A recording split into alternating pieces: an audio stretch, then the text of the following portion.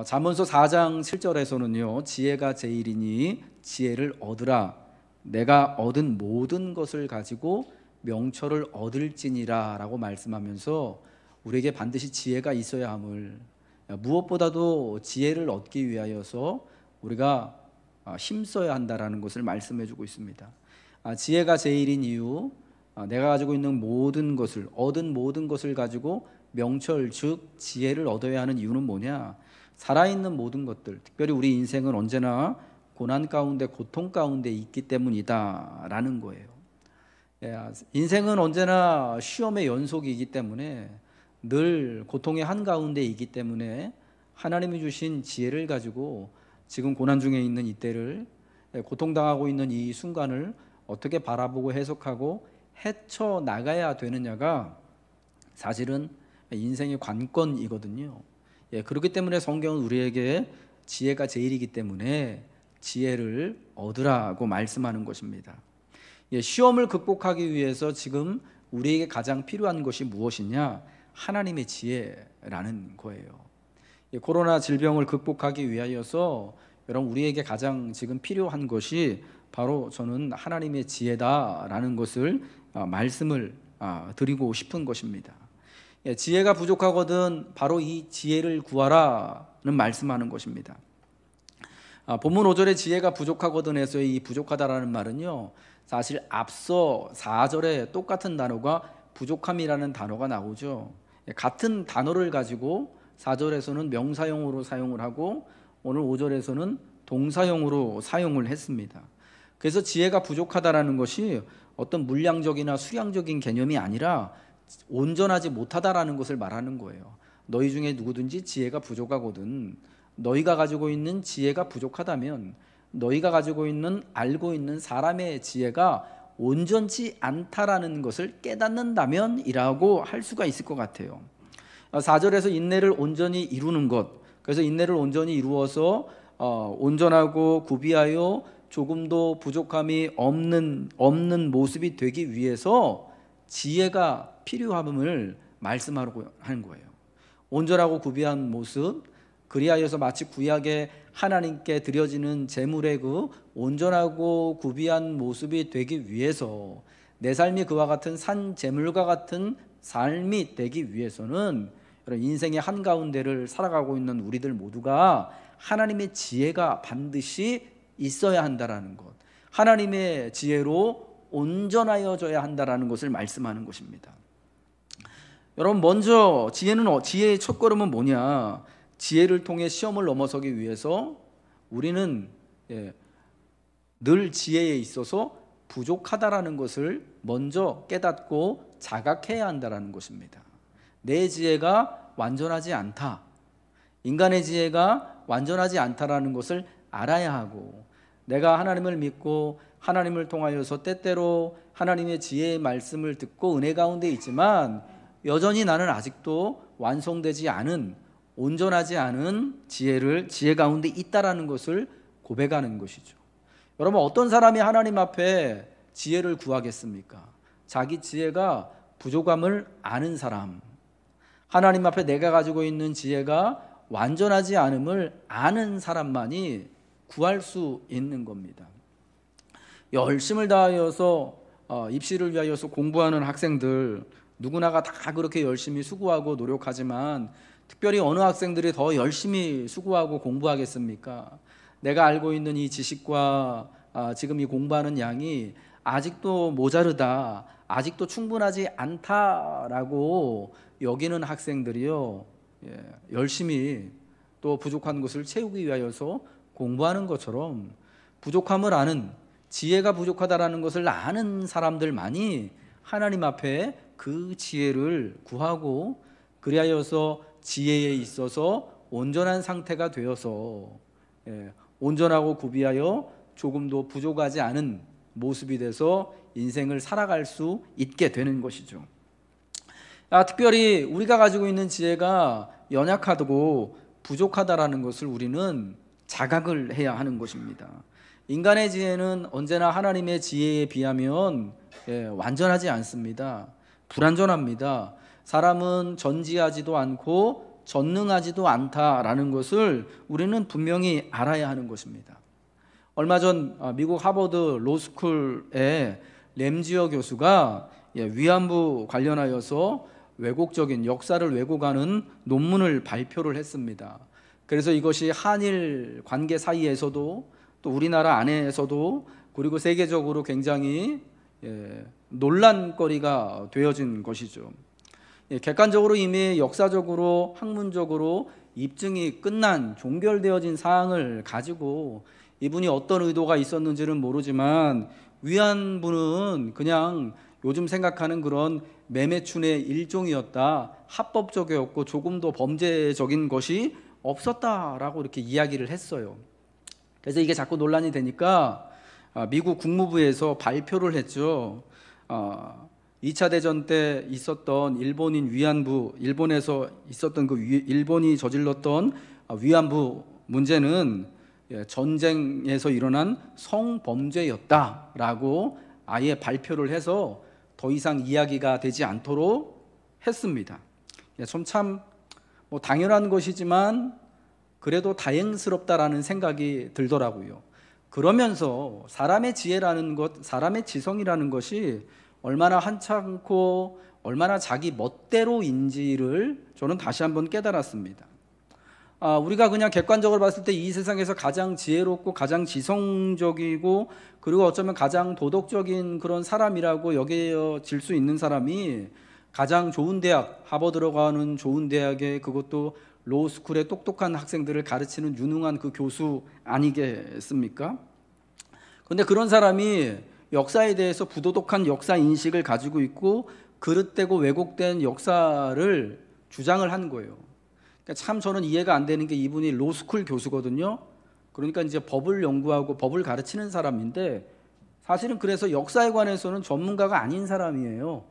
그런데 이미 검증이 다 끝난 문제에 대해서 그것도 자기가 전공 분야도 아닌 역사 문제를 놓고 이러쿵 저러쿵 이거 이런 겁니다라고 논문을 낼 정도가 됐다라는 것이 참 얼마나 참 허황된 것이고 무지한 것인가, 자기가 얼마나 무지한 것인가를 이렇게 드러내는 일이었다라고 생각이 된다라는 말이죠. 여러분, 사람의 지혜라는 것은요, 언제나 올바른 것, 맞는 것을 이야기하는 것이 아니에요. 가장 똑똑한 사람이더라도요, 자기가 처한 상황에 따라서 때로는 자기가 속한 집단의 이익을 위해서 잘못 사용될 수도 있는 것, 누가 다 모든 사람들이 이건 틀린 것입니다, 이것이 맞는 것입니다라고 해도 자기가 속한 사람 집단의 이익을 위하여서 아니야, 그거는 이것이야 라고 말할 수 있는 것이 사람의 지혜고 사람의 지성이다라는 것이죠. 돈과 권력 같은 외부 요인에 의해 얼마든지 수정되고 바뀔 수 있는 못난 것이 사람의 지혜이고 지성이다라는 것을 저는 램지어 교수 그 왜곡된 논문을 보면서 또 일부 사람들의 왜곡된 그러한 역사 주장을 보면서 다시 한번 절감을 하는 거죠. 이스라엘 대학의 유발 하랄이라고 하는 굉장히 유명한 세계적인 미래학자가 있습니다. 이분이 쓴 되게 유명한 책들이 두 권 있죠. 호모 사피엔스, 그리고 그 다음에 나온 호모 데우스. 그래서 사람이 과연 사피엔스 종을 넘어서서 인간이 전지전능한 신이 되려고 하는 것인가? 라는 질문을 던지는 게 호모 데우스라는 책인데, 이분이 이제 그 책 다음에 최근에 쓴 책이 21세기를 위한 21가지 재현이라는 책을 썼는데요. 그 책에서 인간의 무지에 관해서 상당한 분량을 할애해서 말하고 있어요. 그러니까 이게 자기 책 안에서도 저는 보면서 이분 좀 이렇게 좀 모순되는 거 아닌가 싶은 것들이 있었던 게 뭐냐면은, 호모 데우스라는 책에서 인간이 하나님과 같이 되려고 하는가, 전지전능한 인간이 되는가, 그래서 인간의 수명의 한계를 뛰어넘어서 이제 모든 것을 다 알고 모든 것을 할 수 있는 그런 지경에까지 가는 거 아닌가라면서 되게 염려하고 의심하는 이제 그런 모습을 보였었거든요. 사람은 결국 그렇게 될 것이다 라고 이렇게 열어놨더라고요. 그런데 지금 이제 쓴 그 21가지, 21세기를 위한 21가지 재현에서는 인간의 이성, 특별히 집단 지성에 대해서 굉장히 많은 분량을 통해서 경고를 하고 경계를 하는 거예요. 그러니까 신의 영역까지 갈 수 있을 것 같은 사람의 지성임에도 불구하고, 그럼에도 불구하고 사람이 무지하다라는 것을 우리는 어느 때고 우리 이익에 따라서 사람은 거짓말도 쉽게 하고 진리도 쉽게 바꿀 수 있고 사실은 옳은 것도 옳게 보지 못하는 어쩌면 정말 외눈닥이 물고기 같은 그런 존재다라는 것을 말하면서 21세기를 우리가 정말 건강하게 안전하게 살아가기 위해서는 먼저 우리의 무지함을 자각하고 고백해야 한다라는 것이 그 유발 하라리 교수가 말한 그 내용이더라고요. 여러분, 그러므로 저는 분명히 말씀드리고 싶은 거는 우리 지혜의 첫 걸음이 뭐냐, 지혜를 통해 시험을 넘어서기 위해서 그 첫 단계는 누구든지 지혜가 부족하다라는 것을 자각하는 거예요. 나도 지혜가 부족하다라는 것을 알고, 나뿐만 아니라 인간의 모든 지성들, 가장 유능하고 가장 지적이고 가장 많은 지식과 지능을 가지고 있다고 하는 사람들조차도 다 사실은 부족하다, 온전한 지혜를 가지고 있지 못하다라는 것을 자각하는 것에서부터 여러분 지혜를 구하고 또 지혜로운 삶을 살아가기 위한 처음이 된다라는 것입니다. 지혜가 부족하기 때문에 하나님께 지혜를 구하라고 성경은 말씀합니다. 너희 중에 누구든지 지혜가 부족하거든 모든 사람에게 후히 주시고 꾸짖지 아니하시는 하나님께 구하라, 그리하면 주시리라. 시험을 만난 사람들에게 필요한 것, 시험을 이기기 위해 반드시 가져야 하는 것이 바로 하나님의 지혜입니다. 여러분, 그렇기 때문에 하나님은 우리에게 지혜를 구하라고 말씀을 하는 것이죠. 사람이 시험에 드는 이유는요, 반대로 말하자면 우리가 가지고 있는 지혜가 부족하기 때문입니다. 온전하지 않기 때문입니다. 다 알지 못하기 때문에 시험에 들게 되는 것이죠. 시험에 들더라도 내가 아는 시험이라면은 이미 다 답을 알고 있기 때문에 어떻게 대처하고 어떻게 가야 될지를 알기 때문에 여러분 그것을 잘 극복하고 넘어설 수가 있을 것입니다. 통과할 수가 있을 것입니다. 여러분, 그것을 다 아는, 시험의 답을 다 아는 사람에게 있어서, 지혜가 있어서 그 길을 다 아는 사람에게 있어서 시험은 더 이상 시험이 아니겠죠. 그러나 우리는 언제나, 우리 앞에 언제나 시험거리가 있게 되어지는 것은 뭐냐, 그만큼 그 시험의 문제에 대해서 우리가 부족하다라는 것을 분명히 나타내 주는 것입니다. 여러분, 그래서 시험을 만날 때 이 시험을 넘어서기 위해서는 우리에게 지혜, 즉 하나님의 지혜가 반드시 필요한 것입니다. 돈 때문에 많은 시험에 당하게 됩니다. 야고보서는 그러한 사실을 분명히 말씀하고 있습니다.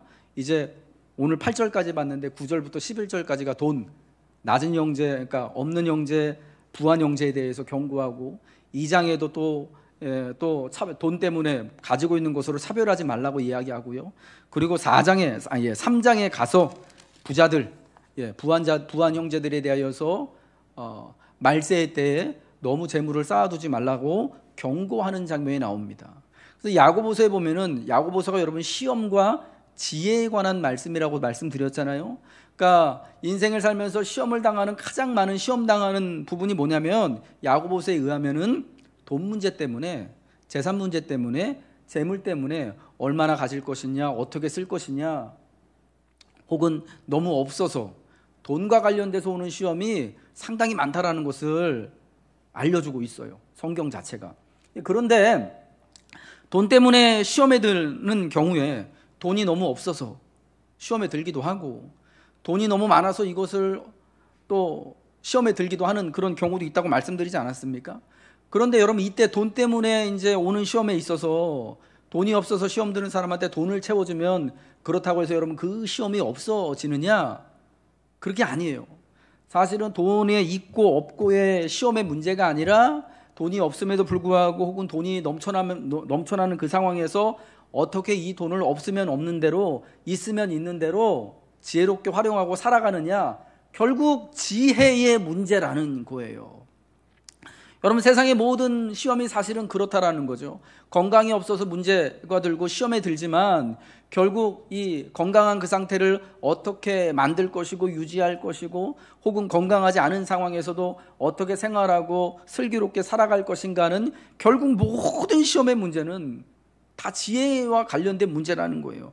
돈 때문에, 이성 때문에, 권력 때문에, 학업 문제, 진학 문제, 취업 때문에, 만남 문제 때문에 이혼을 할까 말까, 결혼을 할까 말까, 봉사를 할까 말까, 어디다가 투자를 할까 말까, 이 모든 것들이 사실은 다 지혜와 관련되어져 있는 것이다 라는 거예요. 그러면 여러분, 어떻게 믿을 것인가, 어떻게 먹고 살 것인가, 어떻게 마실 것인가, 어떻게 입고 살 것인가, 어디에 살 것인가, 이 모든 것들이 다 지혜와 관련되어져 있어요. 이 모든 것들을 지혜를 따라서 내게 유익한 대로 결정할 수 있어야 하는 것이에요. 이게 결국은 시험이 되는 거예요.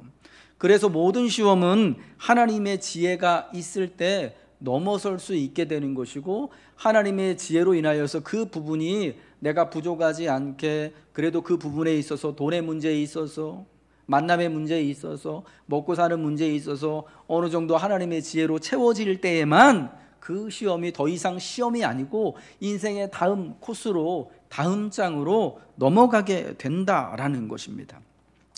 그러므로 여러분, 우리는 먼저 하나님께 오늘 성경이 말씀하는 것처럼 지혜가 제일인 줄 알고 우리의 모든 것을 다 가지고 하나님께서 내게 지혜 주시기를, 내가 하나님으로부터 지혜 얻기를 간청해야 하는 것입니다.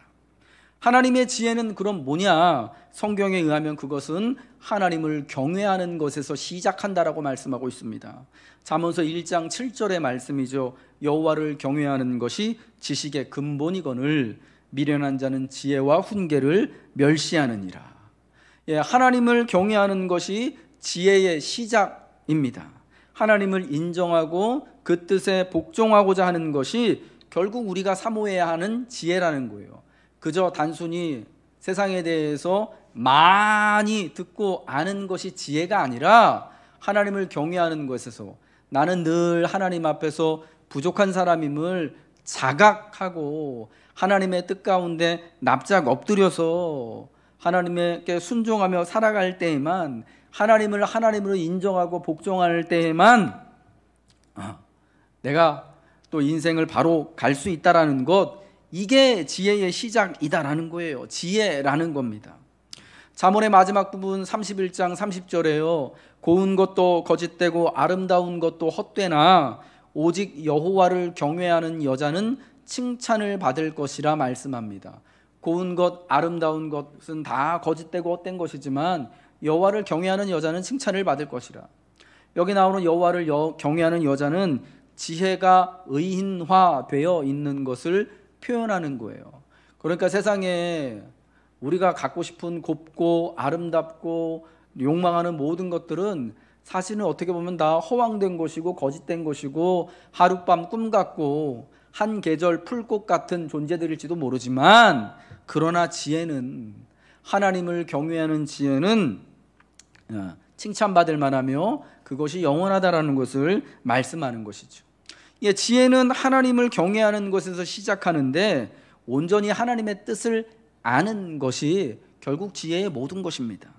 그래서 선과 악을 분별할 수 있는 능력을 말하며, 지혜롭게 행한다라는 것은 그래서 하나님의 뜻을 분별하고 하나님의 때를 기다리고 그분의 말씀에 순종한다라는 의미가 지혜롭다라는 거예요.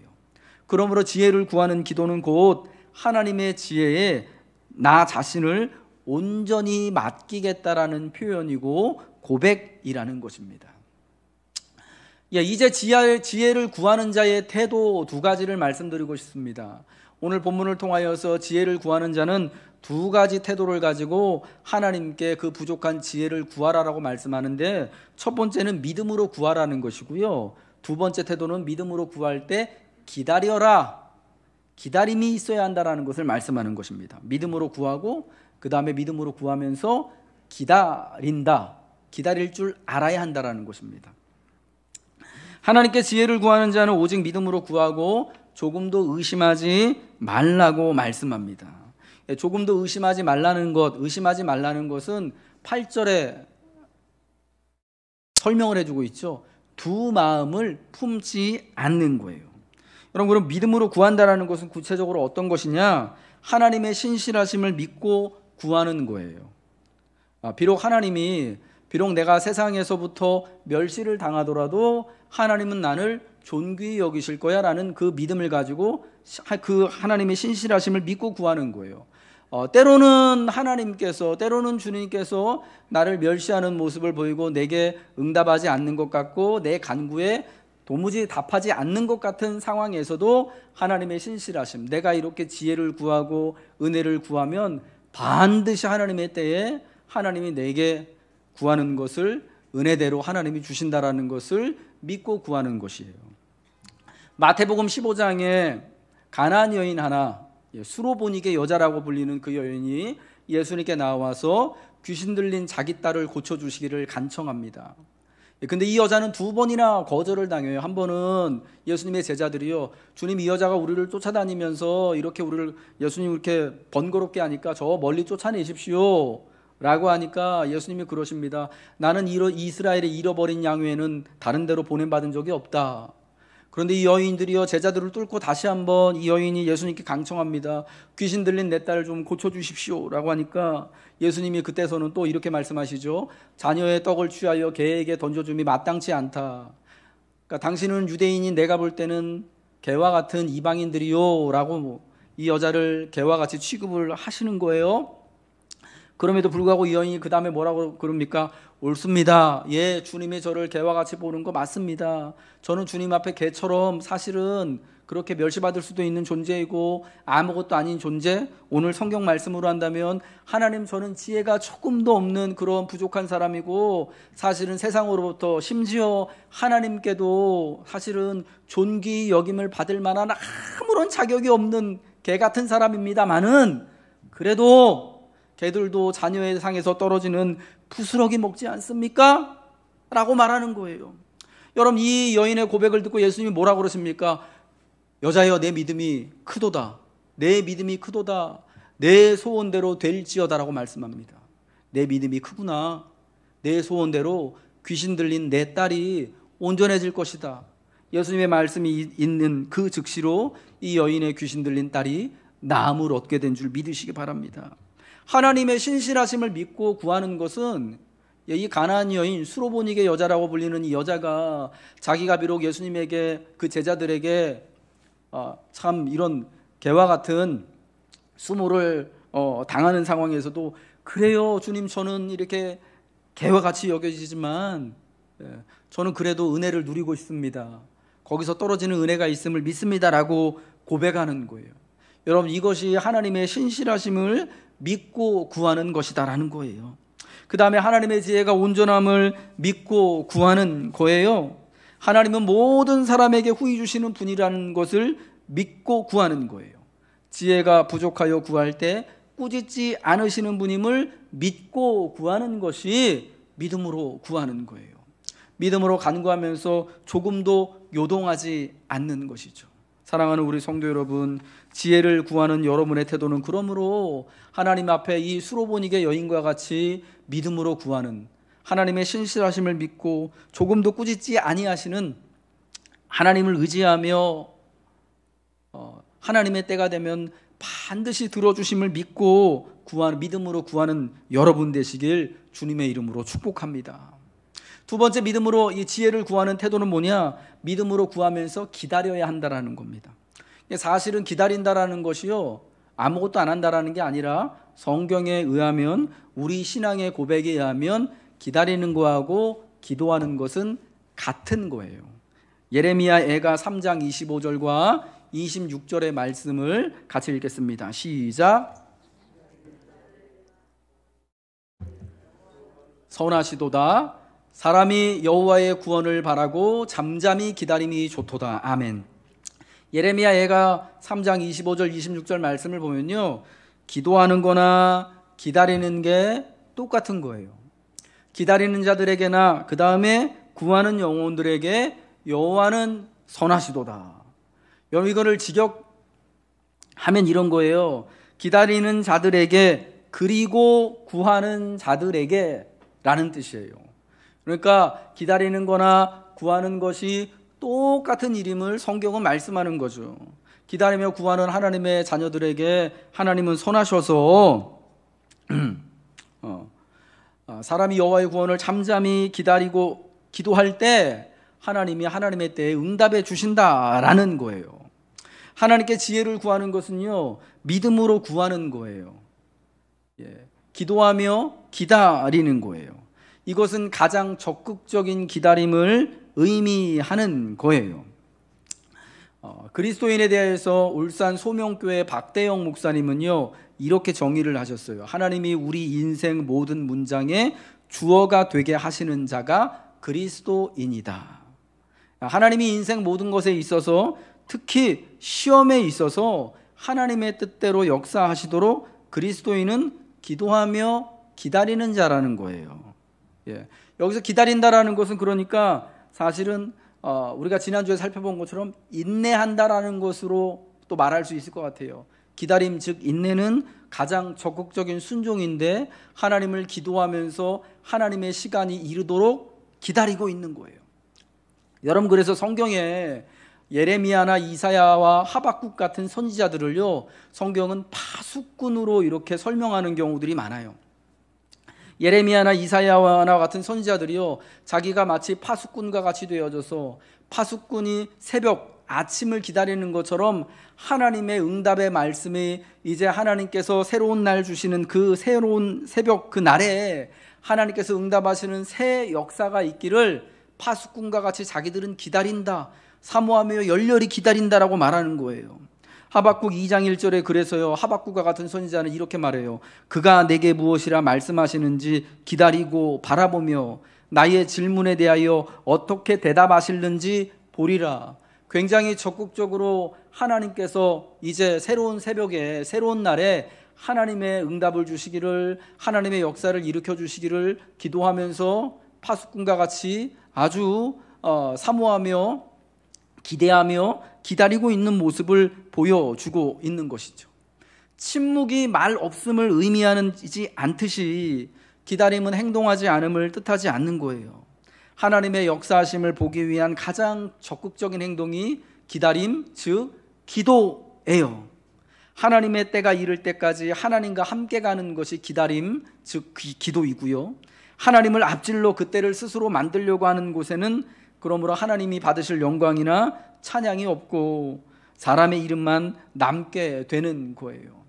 여러분, 기다림, 기도하는 것, 기도하며 기다리는 것이 가장 적극적인 순종입니다. 그러면서 이건 정말 우리에게 어려운 일이 될 수밖에 없는 건 뭐냐면, 사람은요, 본래가 잘 기다리지를 못해요. 특히 우리 남자들이요.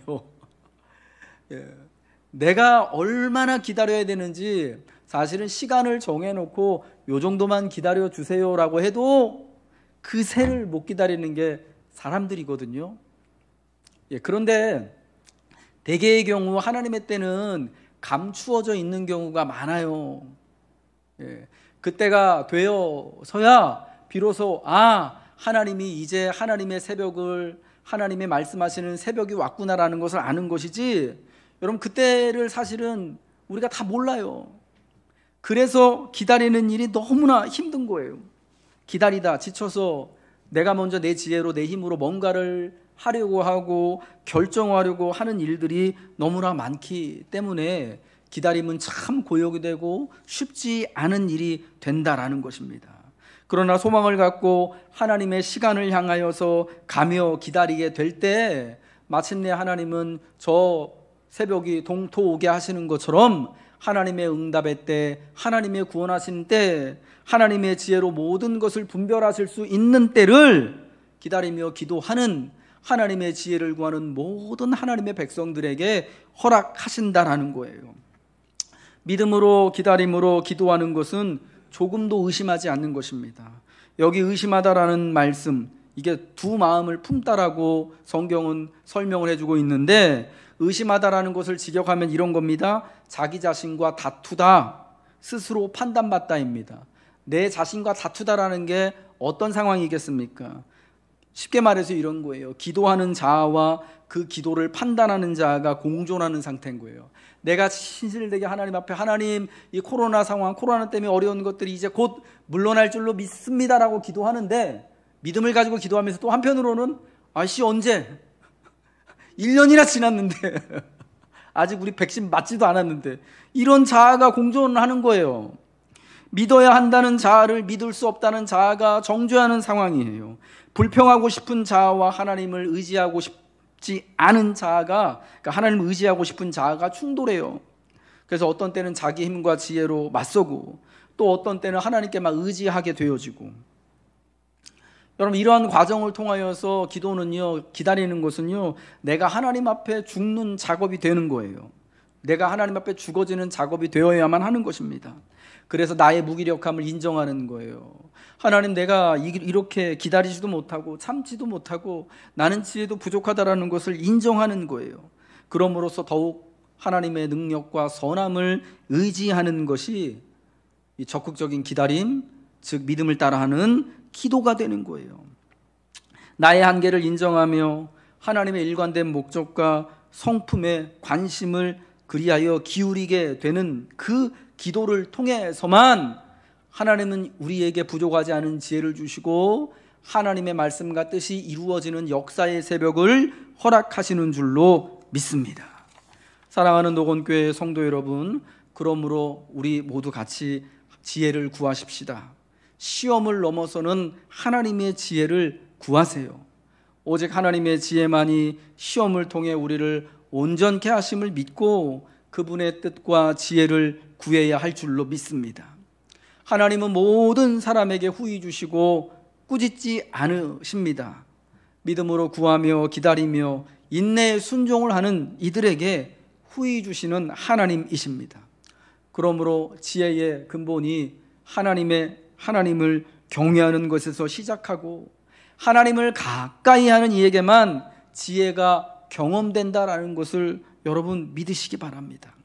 하나님을 경외하는 자에게, 하나님을 가까이 하는 자에게 인내할 수 없는 그 상황에서도 꿋꿋이 기다리며 아직 완전히 알지 못하고 보지 못하는 상황 가운데서도 내가 역사의 새벽을 보겠다, 하나님의 응답하시는 그때를 보겠다는 마음으로 기다릴 때 하나님 우리에게 마침내 그 기다림을 따라 인내를 따라 하나님의 지혜를 허락하시고 마침내 하나님의 선하심과 하나님의 또 온전하신 목적을 우리를 통하여서 이루어 주실 줄로 믿습니다.